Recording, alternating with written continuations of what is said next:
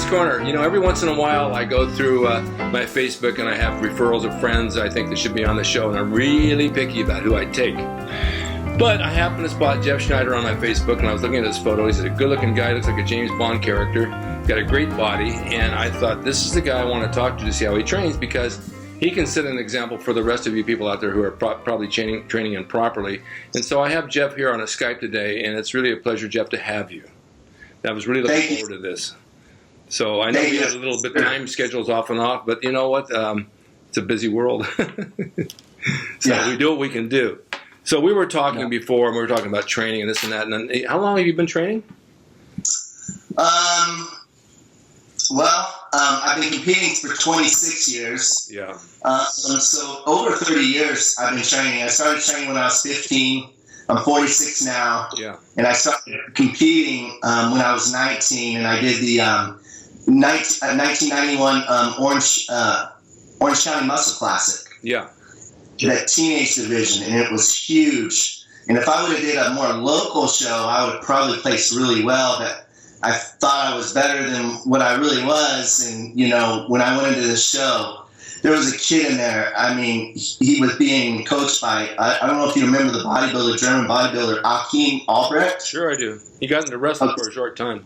He was being coached by Achim, and this kid, I mean, he had a back like Lee Haney. He looked like Dorian Yates. Yeah. And he went on to, compete in the teenage, what was it? I think it was the Teenage Nationals. Mm-hmm. And shortly after that, he tore his pec, and then that was it. But it opened my eyes and made me realize, wow, this is pretty serious stuff here in this area, because I'm, from the valley. In Los Angeles especially, I competed in a couple of contests when I first started and I moved down here.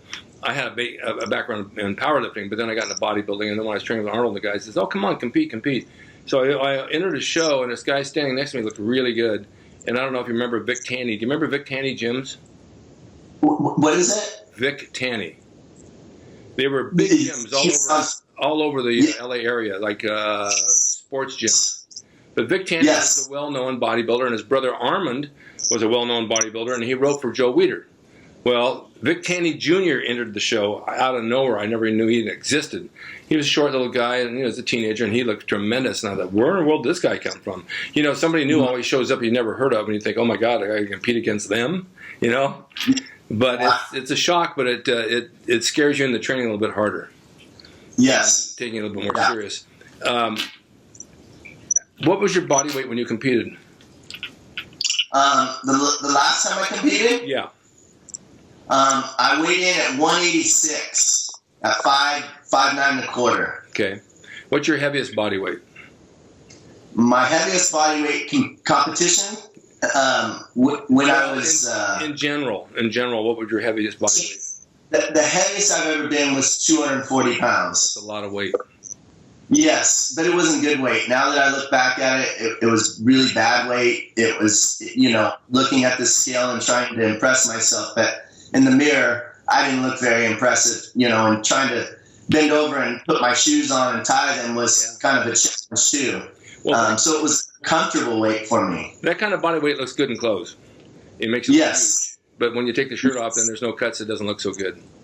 Absolutely, Do you find it harder now at your age, not that you're old by any means, to stay in hard shape and stay ripped, or does it stay pretty much even with you? Are you okay with it? You know what? I find it's easier. To be honest with you, my 40s have been my best years as far as putting on quality muscle and feeling.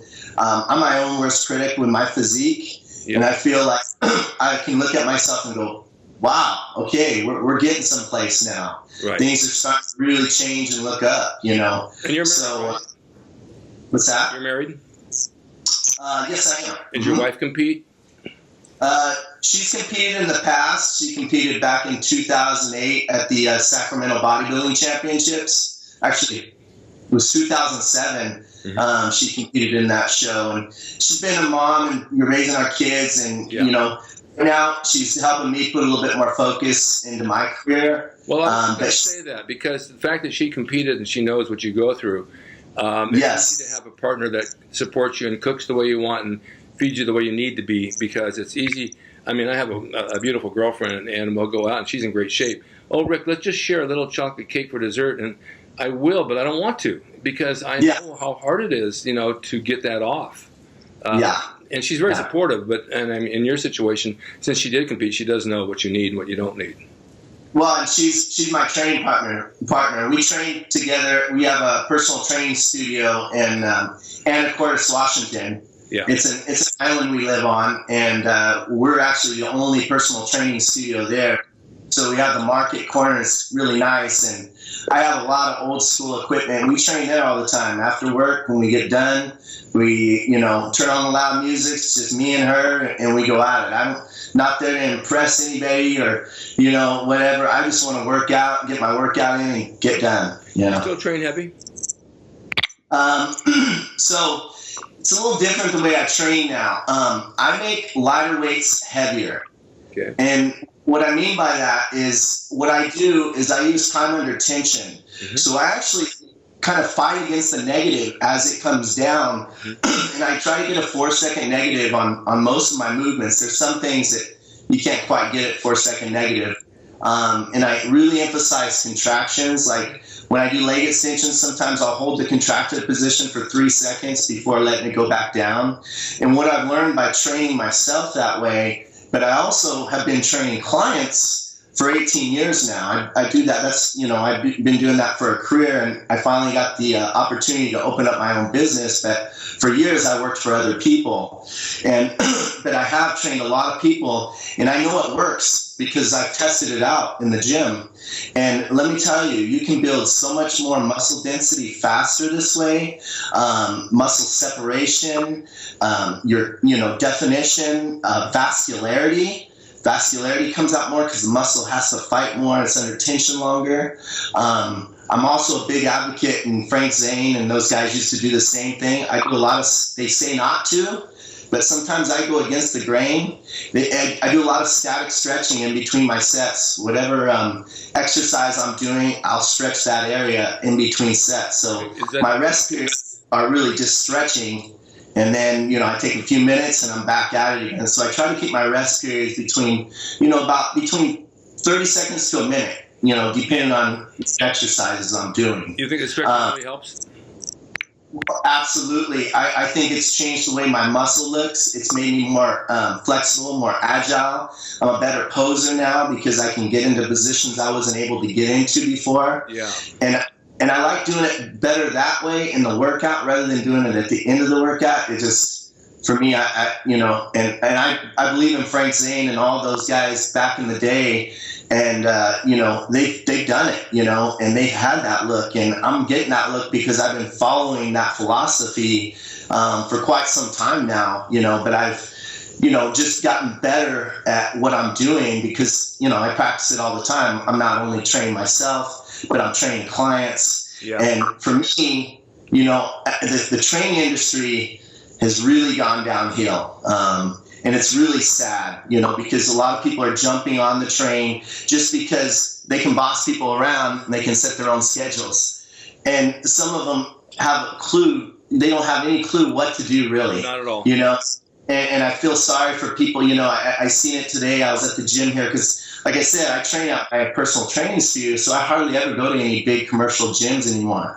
But since we've been here, I've been training at a big commercial gym, and I see the trainers and the things they're doing in there, and I just shake my head, and I feel bad for the person that paid the money, to get that, that bad service, But for me, I'm engaged with my client the whole time. I'm making sure their form is on the money, and they're getting the most out of their workouts, And it's so funny because I have a lot of CrossFitters that come over sometimes that want to train, and they can't hang. I mean, I had one guy, he was struggling with 40 pounds on a straight barbell curl because I made him slow it down to 4 seconds and emphasize the contraction. He was dying. And then they don't know how to sit a deadlift back down to the floor. They only know how to lift it up. Yeah, because that's all they do. Yeah. I tried my hardest to teach him how to sit back down on the floor, and he couldn't do it. And he'd been doing this CrossFit for, years now, It's not so. Now, the resistance is really important. I see people do a curl and they drop the curl. I mean, you got to work the muscle both ways. And it's you got to remember to do it because it's so easy to forget and just put the weight down. But that resistance makes a huge difference. Oh, absolutely. And, I've taught some people that came into the gym, I built their strength up. They can even do one dip or one chin up. Yeah. So all we did was focus on negatives only. Yeah. And then pretty soon those negatives turn into positives. Yeah. Pretty soon they're doing 10 reps on their own. They're doing 15. It's amazing. Emphasizing the negative. I believe that the negative is the most important part of the rep, to be honest with you. I do too. I agree. And I think that's when the most breakdown happens. And if you go on any YouTube videos nowadays, or even pro bodybuilders, just people in general, even amateurs, I watch them, it's like 1 second, 1 second, 1 second. And then they put time under tension, and I'm like, what? Do you know the difference between time under tension? 1 second, 1 second is not time under tension, So it's, I think it's really a matter of training smart and trying to stay away from injuries. And that's one thing I've avoided, since You have no injuries, or you do?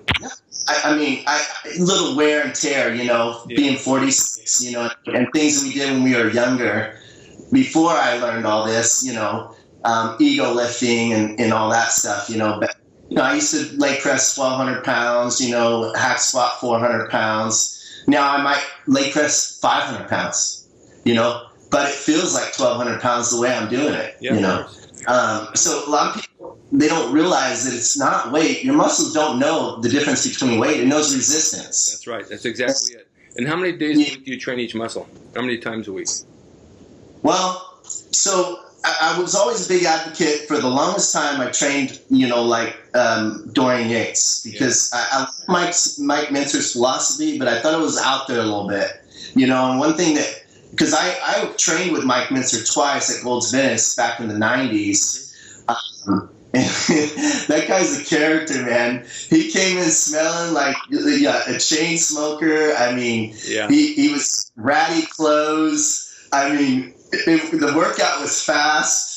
And then we were outside and he was talking about Arnold and bodybuilding days and all that. And, he was just like, there's a lot of evil in bodybuilding. And one thing that blew my mind was he hadn't lifted it had been over 15 years. Really? He was just training people out of Gold's. And I was interested because he had a long sleeve, one of those old school muscle shirts on, and he had some sweats on. And I go, Mike, he had that belly at that time. And I go, Mike, how are you looking? How's your, he pulled his forearms and hit his forearm, and it looked like he could put that forearm on stage. I mean, and his calf, he showed me his calf. His calf was insane. I couldn't believe the way he looked. And he hadn't even lifted for, 15 plus years, So, but it was a fun experience. But, and I actually did some phone consultation with him, and I really tried hard at working it. And he's all, it's not just for me and Ray, it's for everybody. And it didn't really work for me. I got strong. Yeah. And then I would tell Mike, and I'm like, Mike, you know when something works for you and you know when it doesn't, Right, of course. And we had an argument over the phone, and he got mad at me, and, we ended up, it was just one of those things. And I think at that time he was really starting to lose his mind. So then, I got Dorian Yates' book, and I started following his philosophy, 4-day split, training each body part, one day a week. And I got really good results with that. But what I'm finding out as you age, you have to change your training. Yes. And that worked for a while. But change it how? Huh? Change it. What's that? Yeah. So the reason I changed it was, I finally, because I'm getting ready to go into the biggest show, that I've ever competed at, which is the North American Nationals coming up September 31st. And actually, I'm competing in the new classic physique division at this show. So I have one of my Facebook friends, and I've been watching him on Facebook. His name's Lee Banks. And he's an IFBB pro bodybuilder that actually retired for 3 years because he had health issues, kind of like me. They were wanting him to get bigger and bigger. He's 5'8". off season he was 270. Or like, you're not big enough. You need to get 290 in off season. Oh boy. And he's like, he was very, you know, he's a Christian, kind of went against everything, you know, what he feels is the right thing to do. And so he retired. But then when this classic physique came back, or, you know, they brought it in, then he was like, wait, I think I can do this natural. I want to do this and compete and do this natural. So he's about the same age as me. He's about 45, 46. And so he made a comeback into the new classic physique, and there's a height and there's a weight cutoff. Yeah. So his new weight is 187. The big difference from what he used to compete at, like at 230 or 235, whatever he used to compete at 5'8". Yeah. But he looks the best he's ever looked at 187 pounds, opposed to what he weighed when he used to be, you know, 230 or 270 in the off season. Well, how do you think that the training has changed when you get older? You change it how? What's that? Well, how do you change? You said as you get older, you train differently, and what's the difference? You know, like, for instance, I was doing 4 days a week. And then when I got with him, he was like, okay, you know, we'll still keep this 4 days a week. But then recently, he changed me to, I'm training every body part twice a week now. Okay. And I've never done that. It's gone against everything, but I trusted in him because this guy has been at the New York Pro, he placed third. At the Chicago Pro, he placed third. And he's competing against guys that are on stuff, and he's completely natural. And, you know, at those shows, it could have went either way. You know, he could have won it, and, you know, but he ended up placing third because he's struggling with trying to make that 187 and be full enough on stage, because he puts on weight so easy. 194 is a better weight for him, but that's above what he needs to be. So, he's, you know. How do you feel about the twice a week training? So basically what I do is I train 3 days on, 1 day off. Okay. And we break the body parts according to what needs to be worked on more. So, like for me, my day one is, chest and back. Actually, I'm sorry. Day one is legs. Day two is chest and back. And then day three is shoulders and arms. That's what I always do. And then I take a complete day off rest. I don't do anything, no cardio, nothing.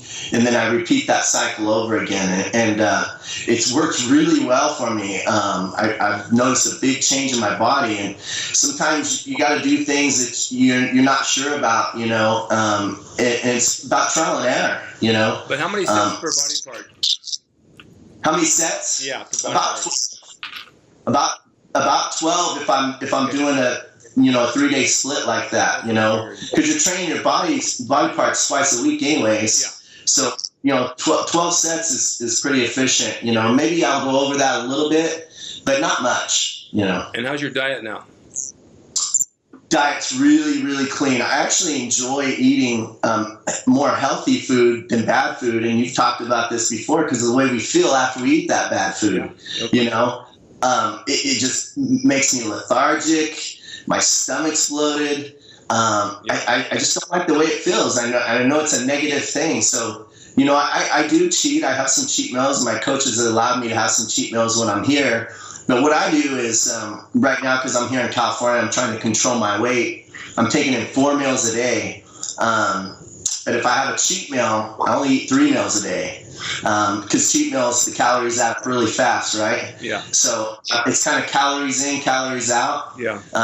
So I'm controlling my calories too, and it's working great. I'm getting shredded here in California, and I usually don't go on vacation when I'm getting ready for a show, but I have to change my ways, and I have to enjoy life more, and I'm glad that I did. Well, you sound smart. You know what you're doing. Obviously, it's working for you. If people want to reach you on the internet, how can they? I'm on Facebook. My Facebook is Jeff Schneider, Npc Bodybuilder. Okay. You can reach me there. You can also reach me on Instagram under Pacemaker Freak. Okay. And those are the best ways, or you can email me at pacemakerfreak at gmail. What's that? No, I have the pacemaker one now too. I have another email. She's like, Natural Freak. No, it's pacemakerfreak@gmail.com. All right, I'm going to close this, but I want to know if there's anything as far as advice that you could tell younger guys today, what would you tell them? The best thing I could tell you is don't get so caught up on putting on muscle so fast. Enjoy the journey. Put on quality muscle. Because, you know, quality muscle takes longer to put on. Yes. But it's that much more satisfying when you do put on quality muscle because you have a much better physique and you're healthier too. Yeah, it's not the weight, it's the muscle, right? Absolutely. You know, like right now I'm between 190, 192. And, you know, I look much bigger than that when, you know, you see me with a shirt off or anything like that. In clothes, you know, I don't look as impressive, but I don't care. I like the illusion of surprise. That T-shirt looks good on you. It fits all your curves really nice. Thanks, you can tell that you've been training hard. It looks good on you. Well, I want to thank you for doing this, and we'll do another one down the road. And we'll pick a different thing to talk about. But I wanted people to see you because I want to promote you a little bit. I think it's worth it. I think you're a good guy, and I think you look great. And before you cut us off, I wanted to thank some people, you know, first, if that's okay. Absolutely. Okay. You know, I wanted to thank Robbie Robinson, Aaron Baker. Aaron Baker's helped me last year get ready for a show. He's a good friend of mine. We talk, you know, quite often. Lee Banks, who is my coach, helping me into the show. I'm going into the North Americans, and my wife Christy and my kids. I also wanted to say a shout out to Icon Meals. It's been great because it's made it convenient on my trip here to California to stay on my prep and get in on my meals. It's the Icon Meals fresh foods. They're delivered to your door, you know, or wherever you need to go. So it's been a big help to me. It's good to know. And thank you so much for doing this. Thank you. We'll do another. Is that okay with you? Yeah, sounds great. I'm honored. Absolutely. No problem. Thank all of you for watching Rick's Corner, and we'll see you next time.